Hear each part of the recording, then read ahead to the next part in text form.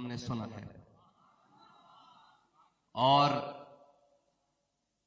آپ ابھی اسی مسند پہ کھڑے ہو کر ایک بھائی بتا رہے تھے کہ 43 جو ہیں وہ علماء کرام اور ہماری بہنیں نے فراغت حاصل کی ہے. تو میں یہ بتانے لگا تھا کہ اس کے قریب یا اوپر نیچے ہمارے شہداء ہیں, تو ان کو بتانے کے لیے جو ظالم ہیں کہ یہ جو جذبے ہیں یہ ان باتوں سے ختم نہیں ہوتے. نئی پوکھ آ رہی ہے میدان میں, تم تیاری پکڑو. اور ایک نظم جو علامہ اقبال نے لکھی ہے, آپ نے علم پڑھا, اپنے اساتذہ سے علم پڑھا, انشاءاللہ آگے بھی کتابیں بھی کھنگالیں گے, سارا کچھ کھنگالیں گے, لیکن میں آپ کو وہ بات بتانے لگا ہوں جو بات امیر المجاہدین نے ہمیں بتائی ہے. امیر المجاہدین اکثر اس نظم کو سنایا کرتے تھے کہ فقر کے ہیں معجزات تاج و سریر و سپاہ, فقر ہے میروں کا میر, فقر ہے شاہوں کا شاہ. علم کا مقصود, یہ جو آپ نے سب کچھ پڑھا, علم کا مقصود ہے پاکی عقل و خرد, کہ جس سے خرد سوچ عقل پاک ہو جائے. فقر کا مقصود ہے عفت قلب و نگاہ. جب یہ دونوں چیزیں برابر موجود ہوں گی نا, دونوں چیزیں برابر, تو پھر اقبال کہتا ہے گنج ہائے ہر دو عالم را کلید. اقبال کہتا ہے صرف اس جہان کی نہیں, سارے جہانوں کے خزانوں کی چابیاں, کامیابیوں کی چابیاں میں تجھے بتا دیتا ہوں. اقبال کیا ہے, کہتا ہے گنج ہائے ہر دو عالم را کلید, تیغ ایوبی و نگاہ با یزید. اقبال کہتا ہے تیرے پاس صلاح الدین ایوبی والی تلوار ہونے چاہیے اور با یزید بستامی والی نگاہ ہونی چاہیے, پھر فلسطین تو ایسے فتح کر لے گا, ایسے ایسے چٹکیوں میں. اور اگر نہیں ہوگا تو پھر کیا, کہ اگر ساری زندگی تو اسی میں لگا رہے گا اور اسی باتوں میں لگا رہے گا.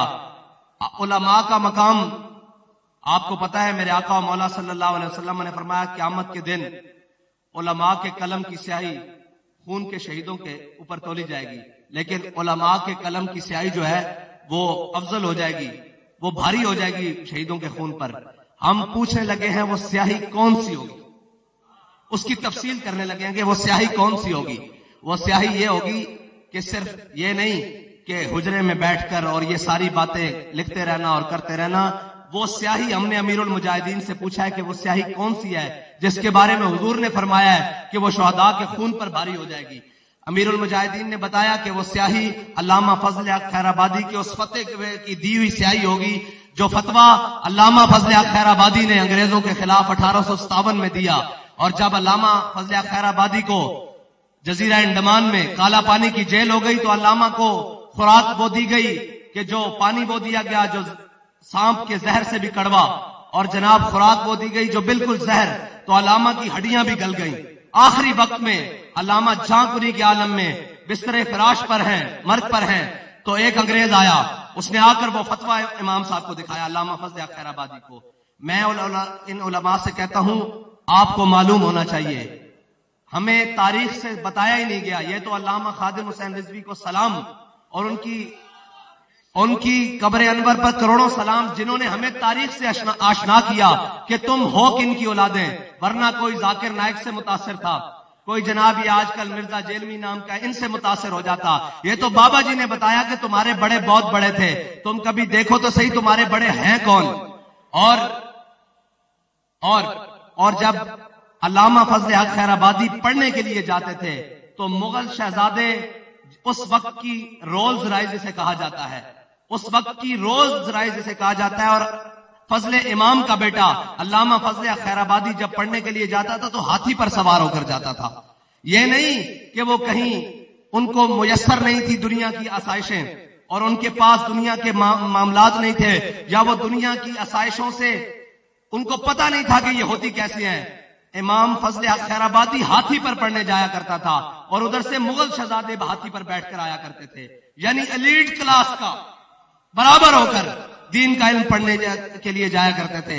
لیکن جب بات آئی حق کی تو پھر کیا کیا, آخری وقت میں انگریز آیا, اس نے آپ کو وہ آپ کا فتویٰ دکھایا. جس میں آپ نے کہا کہ انگریز کے خلاف جہاد فرض ہو چکا ہے، میں فضل حق خیر آبادی فتویٰ دیتا ہوں کہ اب ہر مسلمان انگریز کے خلاف جہاد کرے. تو اس نے آ کے کہا فضل حق خیر آبادی یہ جو فتویٰ لکھا ہوا ہے نا، صرف تو اتنا کہہ دے کہ یہ فتوے کے نیچے جو نام لکھا ہوا ہے نا فضل حق خیر آبادی، یہ کوئی اور فضل حق ہے، تو صرف اتنا کہہ دے ہم تجھے رہائی دیں گے. تو بابا جی فرماتے تھے علامہ فضل حق خیر آبادی کی ہڈیاں گل چکی تھی، لیکن خون فاروقی نے جوش مارا اور اٹھ کر بیٹھ گئے. آپ نے فرمایا او کمینیا، تو ایک فضل حق خیر آبادی کی بات کرتا ہے، اگر ہزاروں بھی ہوں اسی طرح جان دیتے رہے. انگریز کے خلاف فتویٰ وہی ہے جو میں نے دیا کہ انگریز کے خلاف جہاد فرض ہو چکا ہے.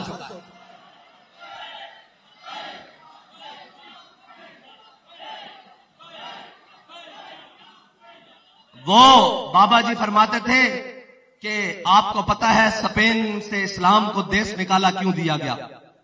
اسلام کے سب سے بڑے قلعے کسی بھی ملک، کسی بھی ریاست کے اندر علماء ہوتے ہیں جو ہر مشکل آنے پر ڈٹ کر کھڑے ہو جاتے ہیں. وہ ہر مشکل آنے پر اپنے فتوے اور اپنے قول بدلتے نہیں ہیں، بلکہ اوپر اورنگزیب عالمگیر ہو، اوپر بہادر شاہ ظفر ہو، اوپر پرویز مشرف ہو، اوپر نواز شریف ہو، اوپر عمران خان ہو، کوئی بھی ہو، انہیں اس سے غرض نہیں ہوتی. انہیں غرض اس سے ہوتی ہے کہ اسلام کا جھنڈا سر بلند رہے، اسلام کی بات اسی طرح رہے، قائم رہے، اور اسلام کا جو فطرت ہے اور جو اصول ہے اسی طرح قائم رہے. علماء وہ ہوتے ہیں، اور علماء، انہی علماء کی وجہ سے بابا جی فرماتے تھے کہ برے صغیر میں جو اسلام بچ کے کھڑا ہے نا، اور آج اپنی پوری آب و تاب کے ساتھ کھڑا ہے، وہ ان علماء کی وجہ سے ہے. 300 علماء کو 1857 ایک دن میں 300 علماء کو انگریز نے پھانسی گھاٹوں پر چڑھایا. انگریز نے ہاتھیوں کے اوپر باندھ کے، گھوڑوں کے اوپر باندھ کے، اونٹوں کے اوپر باندھ کے درختوں کے نیچے سے گزارا. وہ علماء کے من کے ٹوٹ جاتے. آپ کو پتا ہے ہم جن کی نعت پڑھتے ہیں مولانا کفایت علی کافی، ان کو کس جرم میں پھانسی کی سزا دی گئی آپ کو پتا ہے؟ نہیں پتا، میں بتاتا ہوں. مولانا کفایت علی کافی نے جنگ آزادی کے جو مجاہدین جیلوں میں بند تھے، آپ اتنے بڑے عالم تھے، آپ نے اپنے ساتھیوں کو لے کر جیل توڑوا دی تھی. اس جرم میں آپ کو سزا ہوئی ہے، اس جرم میں سزا ہوئی ہے. اور مولانا احمد اللہ شاہ مدراسی، وہ مدراس کا شیر، 5 جون کو آپ کی یوم شہادت ہے. علماء یہ تھے، آپ کا سر کی قیمت انگریز نے رکھی ہوئی تھی، مخبری ہوئی، آپ کو پکڑ کر انگریزوں نے شہید کر دیا. آپ کا گلا کاٹ کے نا دہلی کے چاندنی چوک میں لٹکا دیا گیا. تو تاریخ میں لکھا ہوا ہے کہ 3 دن تک تازہ خون گلے سے رستا رہا. اب آپ کو پتا ہے انگریز، اس کو لگا کہ یار یہ کیا بات ہے کہ 3 دن تک تازہ خون گلے سے رس رہا ہے. اس نے تحقیق کروائی، اس نے اپنے ساروں کو بلایا، مشرنوں کو، ڈاکٹروں کو، طبیبوں کو، حکیموں کو. اس نے کہا یہ تازہ خون کیسے رس رہا ہے 3 دن ہونے کے باوجود؟ تو ان سب نے تحقیق کی اور کہا کہ جب اس شخص کا گلا کاٹا گیا، اس کو موت دی گئی، اس کے دل میں رائی کے برابر بھی خوف موجود نہیں تھا. یہ ہے ہمارے علماء. اور بابا جی فرماتے تھے اسپین میں اسلام کو دیس نکالا اس لیے ملا کہ وہاں کے علماء داڑیاں منڈوا کر بھاگ گئے تھے اور انہوں نے اپنا آپ تبدیل کر لیا تھا. لیکن جب یہاں باری آئی برے صغیر میں علماء کی، تو علماء نے کیا کردار پیش کیا؟ 300 علماء ایک دن میں پھانسی پہ جھڑے، لیکن کسی بھی نے بھی یہاں سے بھاگنے کی اور یہاں سے اپنی بات سے پیچھے ہٹنے کی کوشش نہیں کی، بلکہ کیا کہا؟ کوئی گل باقی رہے گا، نئے چمن رہ جائے گا، بس رسول اللہ کا دین حسن رہ جائے گا. ہم سفیر و باغ میں ہے کوئی دم کا چہچہا، بلبلیں اڑ جائیں گی، سونا چمن رہ جائے گا. جو پڑے گا صاحب اولاد کے اوپر درود، آگ سے محفوظ اس کا تن بدن رہ جائے گا. سب فنا ہو جائیں گے کافی. آج سب فنا ہو گئے، لیکن مولانا کفایت اللہ کافی کی نعت آج بھی سٹیج کے اوپر پڑھی جا رہی ہے. سب فنا ہو جائیں گے کافی، لیکن حشر تک نعت حضرت کا زبانوں پر سخن رہ جائے گا. یہ ہمارے بڑے تھے جنہوں نے اپنا کردار ادا کر. میں آج صرف علماء سے بات کر رہا ہوں. یہ تو مخاطبین جو ہمارے ہیں نا، اور علماء کو اقبال کی زبان میں آپ نے پڑھا اور آپ نے دل جمی سے پڑھا. ماشاءاللہ آج آپ کے چہرے بتا رہے ہیں کہ آپ نے دین کے لیے محنت کی. بابا جی فرماتے تھے کہ جس دن حافظ قرآن سناتا ہے نا، میں اس کے چہرے کی طرف دیکھتا ہوں تو نور کی لاٹیں نکل رہی ہوتی ہیں. تو آج ماشاءاللہ علماء نے دین پڑھا ہے، ان کے چہروں سے نور بکھر رہا ہے. لیکن اے شیخ، بہت اچھی مکتب کی فضا، لیکن آگے چلتے ہیں. ہم نے یہ منزلیں طے کیا, آپ نے کتابیں ساتھ میں رکھنی ہے, بغل میں رکھنی ہے, کوئی مسئلہ نہیں, کتاب ساتھ ہو. لیکن جب کوئی بات کرے, بابا جی جب پہلی مرتبہ گرفتار ہوئے نا تو وہاں لاہور کا بڑا ایس پی, اب تو وہ ریٹائرڈ ہو گیا, ایس پی سامنے آیا. اس نے کہا مولوی صاحب میں نے آپ کی بڑی تقریریں سنی ہیں, آپ بڑی سخت سخت باتیں کرتے ہیں. آپ نے فرمایا تو نے وہ ویڈیو کے ذریعے سنی ہے, اب لائیو سن ذرا. ہاں, تگڑا دیکھ کے دین کی بات بدلنی نہیں ہے, بلکہ اسے کہنا ہے تو نے شاید وہ کوئی ڈھیلی ڈھالی بات سنی ہو, اب میرے سے لائیو سن, میں تجھے بتاتا ہوں دین کیا ہے. ہاں بالکل, اور دین کا مزاج ہے ہی ایسے سامنے ہو کر بات کرنے والا, جھک کر بات کرنے والا دین کا مزاج ہے ہی نہیں. اور اگر جھک کر بات کرے تو کیا آپ کو لگتا ہے فیض آباد میں وہ 7C اور 7B کی شکیں بحال کر دیتے؟ آپ کو لگتا ہے اگر وزیر آباد کے مقام تک عاشقان رسول نہ جاتے تو یہ سارا کچھ اس طرح نظام چلنے دیتے؟ اگر جھک کر بات کی جاتی تو آپ کو لگتا ہے کہ مساجد کے سپیکر بحال ہو جاتے؟ بابا جی نے کہا تھا جھلیو گل مسجدوں کے سپیکر تک نہیں رہنی, گل تھوڑے گھر تک آ جانی. یہ جو تنقید کرتے ہیں نا جی ایسے ہو گیا ویسے ہو گیا, میں ان کو کہتا ہوں کہ وقت بتائے گا, مستقبل بتائے گا کہ تم ان کے شکر گزار ہوگے, تمہاری اولادیں ان کی وجہ سے کلمے پر قائم رہیں گی. بس میں آپ کو بتا کر جا رہا ہوں, یہ کوئی چھوٹی بات نہیں ہے. آپ یہ بات کرتے ہو مسجدیں تو ویران ہو گئی تھی, صفیں تو توڑ دی گئی تھی, یہ تو تحریک لبیک کی برکت ہے کہ کسی کی جرت نہیں ہے وہ دین کے کسی معاملے کے اوپر بات کرے, ورنہ یہی ہم موجود نہیں تھے. تمہاری موجودگی میں سورہ انفال اور سورہ توبہ نصاب سے نکالی نہیں گئی. یہ تو اب ایک صرف بورڈ اترتا ہے صلاۃ والسلام کا وہاں موٹر وے کے اوپر, تو بابا جی فرماتے ہیں شام تک لگاؤ ورنہ ہم آ رہے ہیں, تو شام سے پہلے پہلے لگ بھی جاتا ہے اور معذرت کے لیٹر بھی آ جاتے ہیں.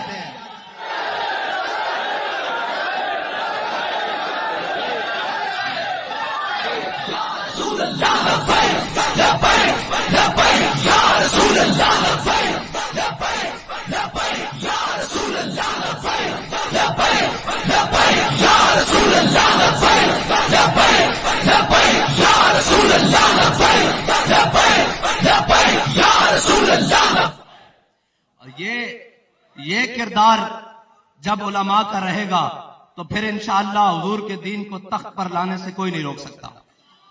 ڈھیلی ڈھالی بات اور جھلے اور لوکی مندے زوروں سے مانتے ہیں.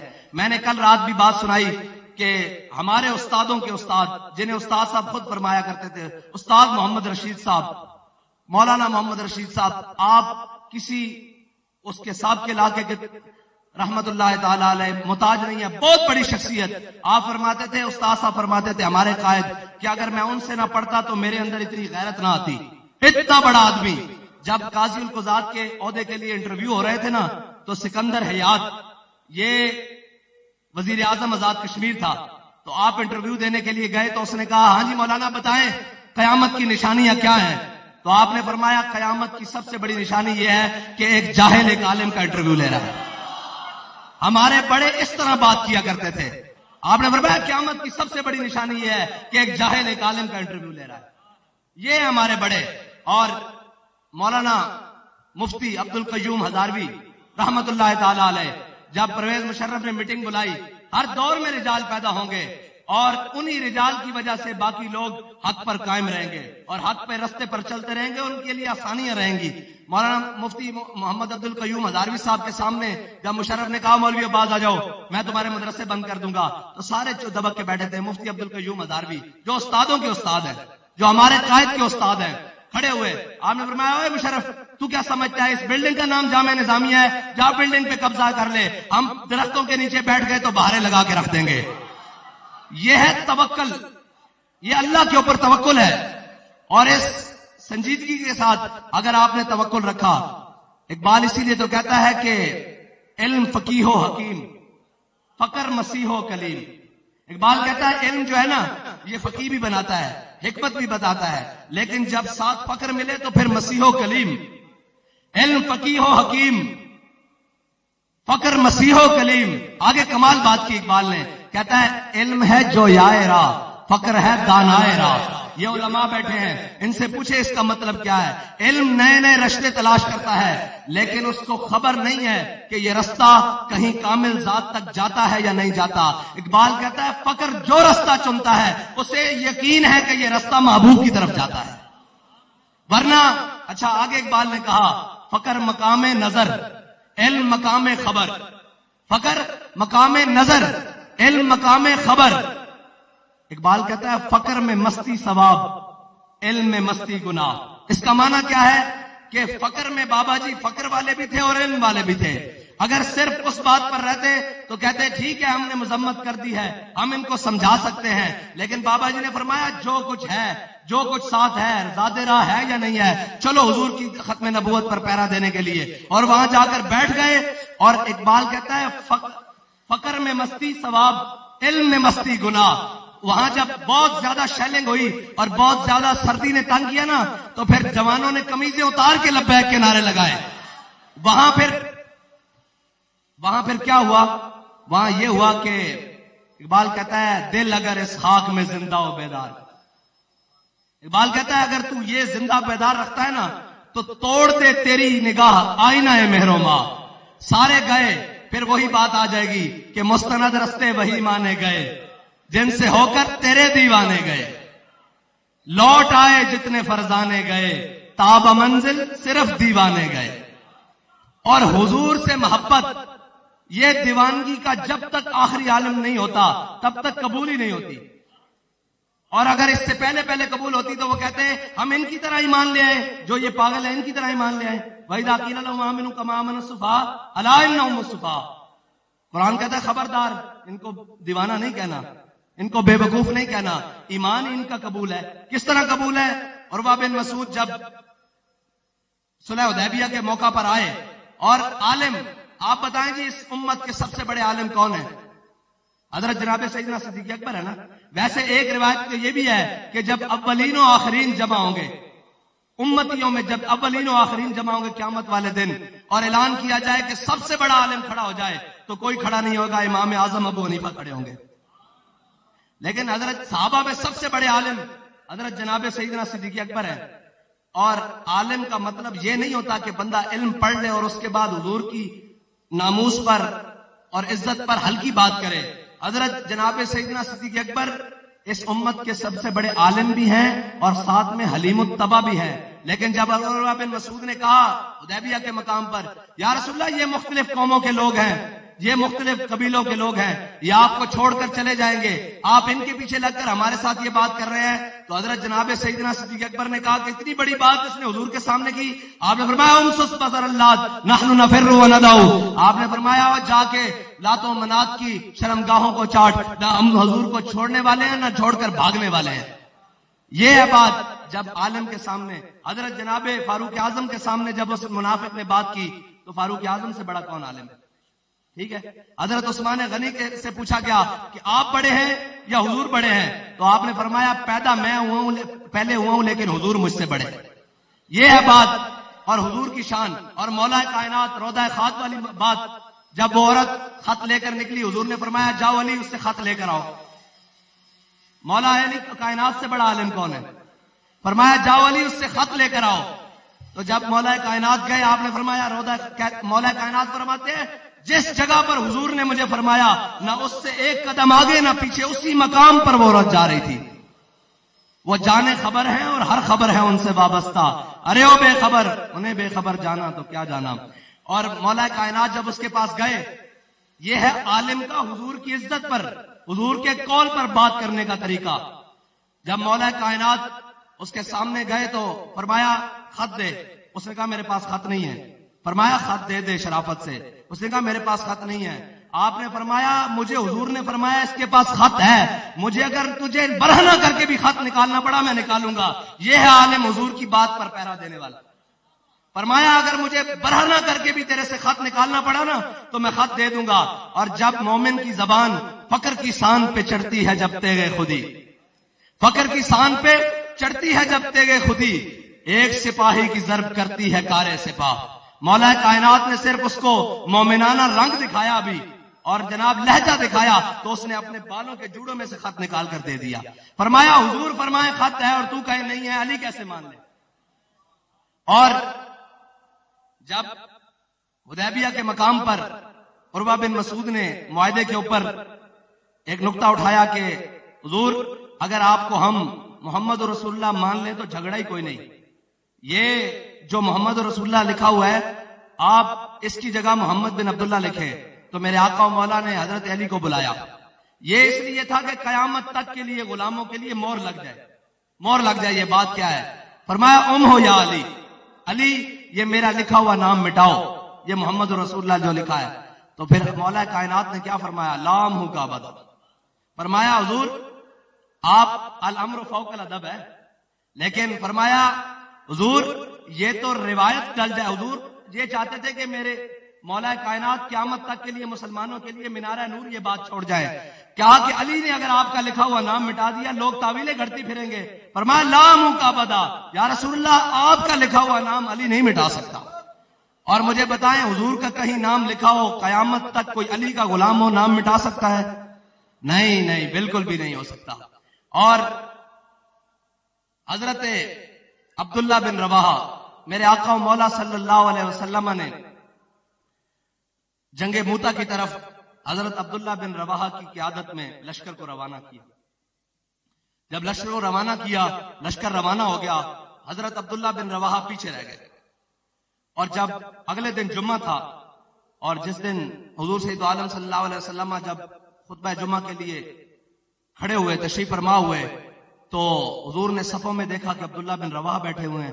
حضور نے فرمایا اے ابن رواحہ تمہیں تو میں نے کل روانہ کر دیا تھا، تم گئے کیوں نہیں؟ انہوں نے کہا یا رسول اللہ میرے دل میں خیال آیا. ناموس رسالت اور حضور کے حکم کے مقابلے میں یہ بات ذرا غور سے سننا. انہوں نے کہا یا رسول اللہ میرے دل میں خیال آیا کہ مسجد نبی بھی ہے، سید الایام بھی ہے، امامت بھی امام الانبیاء کی ہے، آپ کی امامت ہے، مسجد نبی ہے، جمعہ کا دن ہے، کیوں نہ جمعہ کی نماز آپ کے پیچھے پڑھ لوں. اور میرے پاس بڑی تیز رفتار سواری ہے، میں جا کر ان کے ساتھ مل لوں گا. میرے آقا و مولا صلی اللہ علیہ وسلم نے کیا فرمایا؟ لو انفقت ما فی الارض جمیعا ما ادرکت فضل غزوتہم. فرمایا جو کچھ روئے زمین میں ہے اے ابن رواحہ اگر تم سارا خرچ کر دو، جنہوں نے میرا حکم مان کر صبح صبح مدینہ چھوڑ دیا تھا، تم ان کے اجر کو نہیں پہنچ سکتے. یہ ہے حضور کے فرمان کی بات ماننے کا عمل. اور جو اپنی تعویل سے اور اپنی باتوں سے حضور کے فرمان کی تعویل کرے اس کے لیے یہ ہے. اگرچہ جمعہ بھی ہو اور جمعہ پڑھنا بھی تھا، اور جمعہ اب مسافر کے لیے تو نہیں تھا، لیکن آپ نے جمعہ پڑھنے کے لیے اور حضور کی امامت کے پیچھے، لیکن حضور کے فرمان کی نافرمانی ہوئی. اور یہ چاہتے ہوئے نہیں کہ میں نے نہیں ماننا، بلکہ کہا کہ اب فضیلت حاصل کر لوں. فضیلت اسی میں ہے جو میرے آقا و مولا نے فرمایا کہ من سبا نبی جن.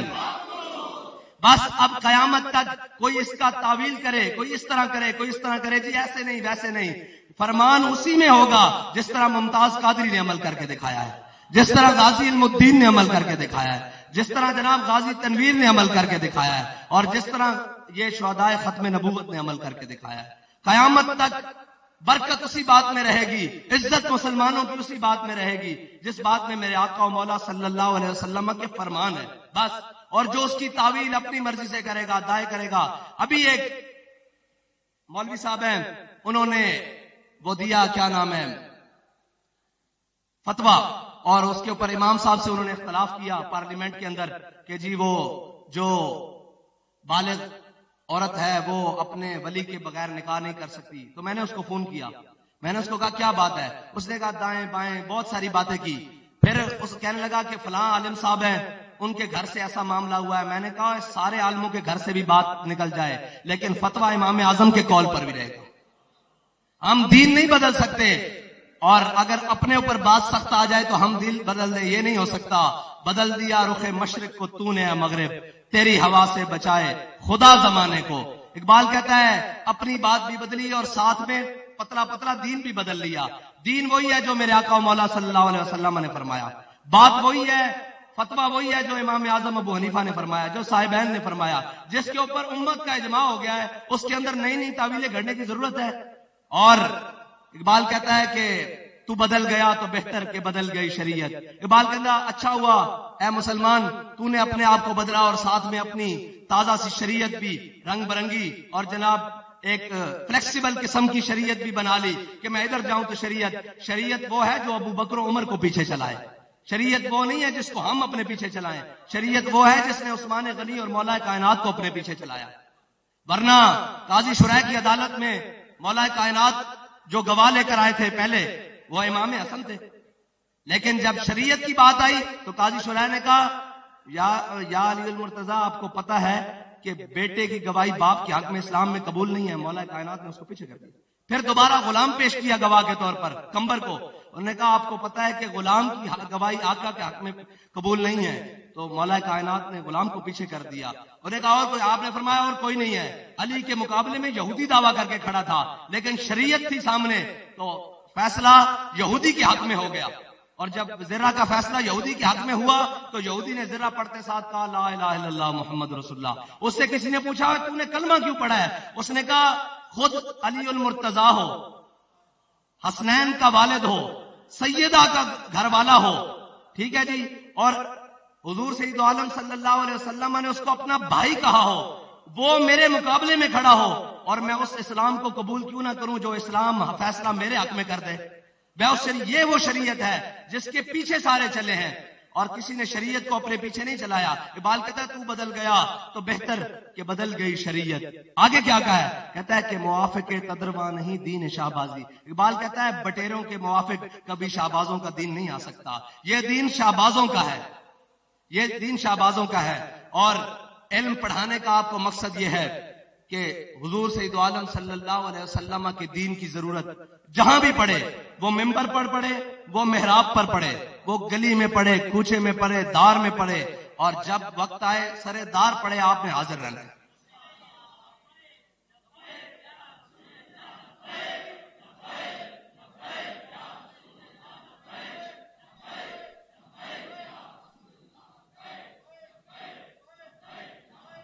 اقبال کہتا ہے یہ حکمت ملکوتی، یہ علم لاہوتی۔ اقبال کہتا ہے یہ جو ہم حکمت، تدبر، عمل، علم کی باتیں پڑھ رہے ہیں، یہ حکمت ملکوتی، یہ علم لاہوتی، تیرے حرم کے درد کا درما نہیں تو کچھ بھی نہیں۔ اقبال کہتا ہے یہ جو کچھ پڑھ رہا ہے اور جو کچھ کر رہا ہے، اگر اس کے نتیجے میں فلسطین فتح نہیں ہوتا تو پھر تو کچھ نہیں کر رہا، اور اس کے نتیجے میں دوبارہ بابری مسجد تعمیر نہیں ہوتی تو تو کچھ نہیں کر رہا۔ یہ حکمت ملکوتی، یہ علم لاہوتی، تیرے حرم کے درد کا درما نہیں تو کچھ بھی نہیں۔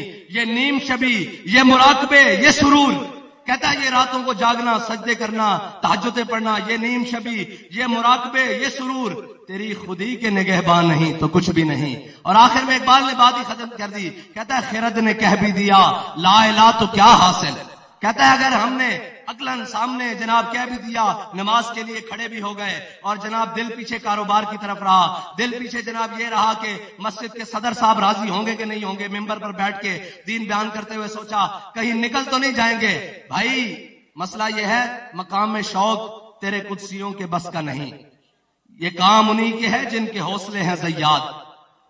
اور اقبال تو کمال ہے نا، کیونکہ عرب و عجم پڑھ کر آیا ہے اور اس نے نتیجہ نکالا ہے ہر بات کا۔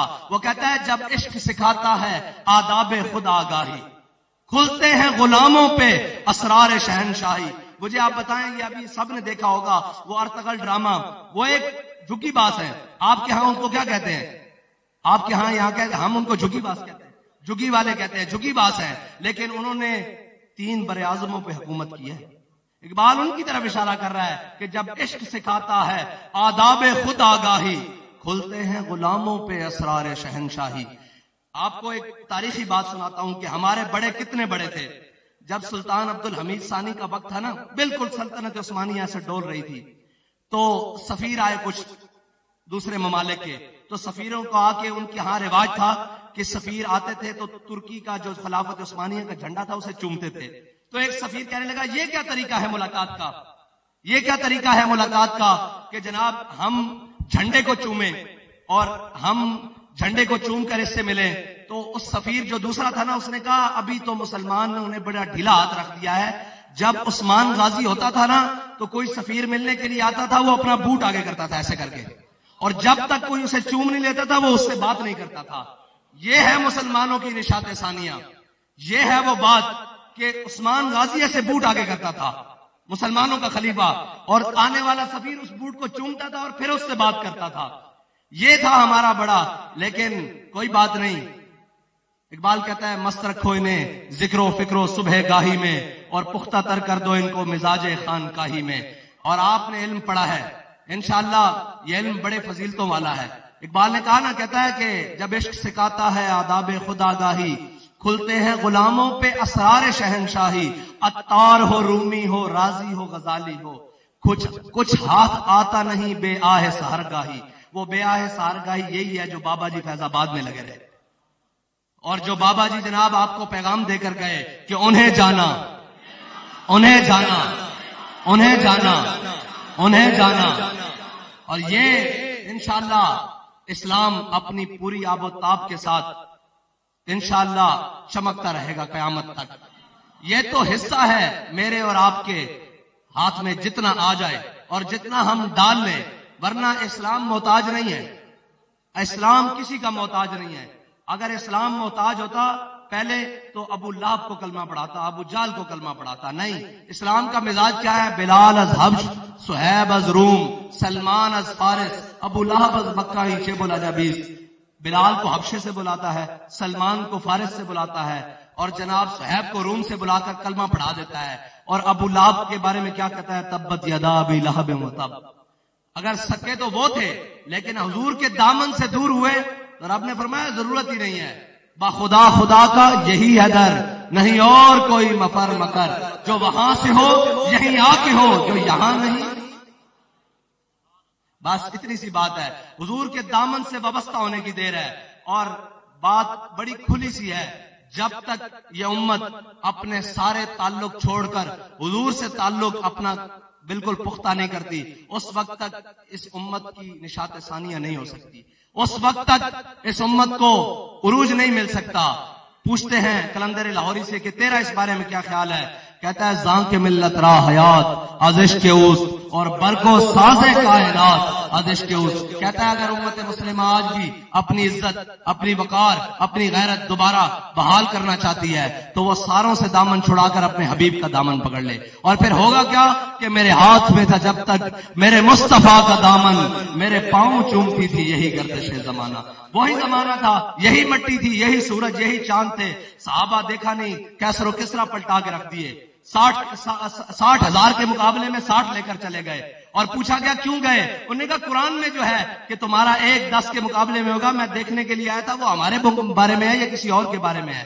اور پھر ساری قوتیں اکٹھی ہوں تو بابا جی چند ہزار کو لے کر وہاں بیٹھے اور فتح کا جھنڈا لے کر آئے، تو بابا جی بھی یہ بتانے گئے تھے کہ اسلام آج بھی اپنی فطرت وہی رکھتا ہے، اسلام کے آج بھی اصول وہی ہیں۔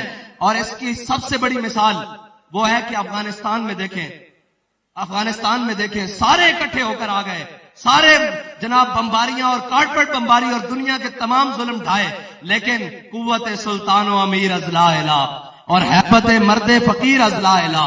اور وہی بات کہ نکل کر صحرا سے جس نے روما کی سلطنت کو الٹ دیا تھا، سنا ہے قدسیوں سے میں نے کہ وہ شیر پھر ہوشیار ہوگا۔ اللہ تعالیٰ مجھے اور آپ کو حضور کے دین کے ساتھ اخلاص نصیب فرمائے اور حضور کی سچی پکی غلامی نصیب فرمائے۔ اور اقبال نے آخر میں بڑی عجیب دعا کیا، کہتا ہے تو غنی از ہر دو عالم من فقیر، روز معاشر عذر ہائے من پذیر، بار حسابم رات بینی نا گزیر، از نگاہ مصطفیٰ پہ نا بگیر۔ اقبال کہتا ہے یا الہی اگر تو نے میرا حساب لینا ہے نا تو حضور کی چشمان مبارک سے پوشیدہ پوشیدہ لے لینا، کیونکہ میں حضور کے سامنے کیسے جاؤں گا کہ یا رسول اللہ درود آپ پر پڑتا تھا اور ڈر میں نے غیروں کا پالا ہوا تھا، یا رسول اللہ درود آپ پر پڑتا تھا اور محبت مجھے سیاسیوں سے تھی اور جناب کبھی ان سے تھی کبھی ان سے تھی، یا رسول اللہ دین آپ کے کا نام لیتا تھا لیکن محبت مجھے تیر والے سے تھی، بلے والے سے تھی، شیر والے سے تھی اور جناب پتنگ والے سے تھی، کیا کرے؟ وہ کہتا ہے یا رسول اللہ میرا حساب مولا حضور کی چشمان مبارک سے پوشیدہ پوشیدہ لے لینا، کہ کہیں حضور پوچھ لے کہ درود تو مجھ پر پڑتا تھا اور محبت سینوں میں غیروں کی پالی ہوئی تھی، درود تو مجھ پر پڑتا تھا اور ڈرتا تو غیروں سے تھا۔ جب ہم نے کہہ جو دیا کہ فقر کا موجود اور علم کا موجود اور اشہد ان لا الہ اشہد ان لا الہ، کافر ہے تو شمشیر پہ کرتا ہے بھروسہ، مومن ہے تو بے تیغ بھی لڑتا ہے سکھائی، لڑتا ہے کہ نہیں لڑتا؟ دیکھا کہ نہیں وزیر آباد تک اسلام کے اصول آج تک ہے، بدر سے لے کر آج تک جو بھی اسلام کے اصولوں کے مطابق آئے گا اسلام اس کو عزت دے دے گا۔ اور جو یہ تو حضرت فاروق اعظم نے فلسطین کی طرف بیت المقدس کی طرف جاتے ہوئے کہا تھا نا انا کنا ذل قوم اعزنا اللہ بالاسلام، فرمایا ہم وہی قوم تھے جن سے 10 اونٹ مکے کی پہاڑیوں میں قابو نہیں آتے تھے، آج 36 لاکھ مربع میل پر اللہ نے ہمیں حکومت دی ہے تو وہ اسلام کی برکت سے ہے۔ تو جب بھی کوئی بات کہیں بھی کوئی تگڑی بات ہو سکتی ہے، کوئی ظالم کی آنکھوں میں آنکھیں ڈالی جا سکتی ہیں، جب عالم کفر کو للکارا جا سکتا ہے تو وہ اسلام کی پاور کے ساتھ ہے۔ اور بابا جی فرما کر گئے ہیں اسلام اپنی پاور رکھتا ہے۔ افغانستان میں امریکہ بھاگے گا، اسلام اپنی پاور رکھتا ہے۔ وزیر آباد میں ہر چیز الٹ جائے گی، اسلام اپنی پاور رکھتا ہے۔ جے شری رام کے مقابلے میں ہماری بہن اکیلی اللہ اکبر کا نعرہ لگائے گی، اسلام اپنی پاور رکھتا ہے۔ اور جب حضور کا دین پاکستان کے تخت پر آئے گا، اسلام اپنی پاور رکھے گا انشاءاللہ۔ اور اسلام وہ نہیں ہے، اسلام وہ نہیں ہے جو تگڑوں کے سامنے سر جھکائے، اسلام وہ ہے جو اپنوں کے سامنے ایسے ہو، ضعیف اگر نظر پڑے رسول کا جمال بن، اور ظالم اگر آئے نظر قہر ذوالجلال بن، خدا کے آگے سر جھکا۔ اور یہ سر جھکانے والے ہماری طرف آنے والوں کو میں پیغام دیتا ہوں، یہ سر اللہ کے علاوہ کہیں نہیں جھکتا، یہ کٹ تو سکتا ہے، جھک نہیں سکتا۔ اور جب اگلے کو پتہ لگ جاتا ہے نا کہ یہ جھکنے والا نہیں ہے، پھر اللہ اس کے آگے ساری کائنات جھکا دیتا ہے، یہ پکی بات ہے۔ ورنہ بابا جی فرماتے تھے جھکانا چاہا تھا جس سر کو شام والوں نے، دیکھیے نا امام حسین کے سر کو جھکانا چاہا تھا نا شام والوں نے، کوفہ والوں نے، سارے یزیدیوں نے مل کر، جس سر کو جھکانا چاہا تھا شام والوں نے، شکست دیکھیے اسی سر کو اٹھا کے چلے۔ بس اتنی سی بات ہے، یہ سر اللہ کے علاوہ کہیں نہیں جھکتا۔ باقی اللہ تعالی ہمیں حضور کی محبت عطا فرمائے اور ساری محبتیں نکال کر حضور کی محبت غالب عطا فرمائے۔ اور جب یہ آ جائے گی پھر کیا ہوگا؟ پھر جناب ہم سوئے حشر چلیں گے شاہ ابرار کے ساتھ، اور قافلہ ہوگا رواں قافلہ سالار کے ساتھ۔ یہ تو طیبہ کی محبت کا اثر ہے، ورنہ کون روتا ہے لپٹ کر در و دیوار کے ساتھ۔ وآخر دعوانا الحمدللہ۔